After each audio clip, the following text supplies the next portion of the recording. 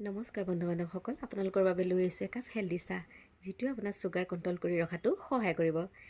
আশা কৰিছোঁ আজি ধুনীয়া ফুলবিলাকৰ দৰে আপোনালোকৰ আজি বৰ্তমানলৈকে সময়খিনি চাগে খুব ধুনীয়াকৈ গ'ল। মই ছিঙি আছোঁ অপৰাজিতা ফুল। অপৰাজিতা ফুল জানেই যে স্বাস্থ্যৰ কাৰণে কিমান ভাল।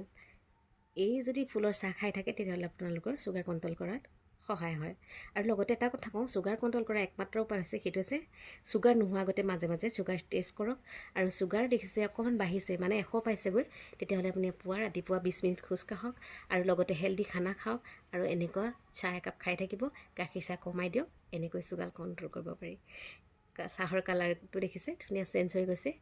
আৰু লগতে অকণমান চাহপাত দিছোঁ। আচলতে চাহপাত নিদিয়াকৈও খাব পাৰে, সেইটোতো আৰু বেছি ভাল। মায়ে যিহেতু চাহপাত ভাল পায় দি দিছোঁ আৰু এয়া মাৰ কাৰণে একাপ হেল্ডি চাহ ৰেডি হৈ গ'ল। আৰু এটা কথা কওঁ, আমাৰ মাৰ চুগাৰ কিন্তু কণ্ট্ৰলত আছে, যদিও চুগাৰ পেচেণ্ট একদম কণ্ট্ৰলত আছে। আজিলৈ আহোঁ, বাই বাই।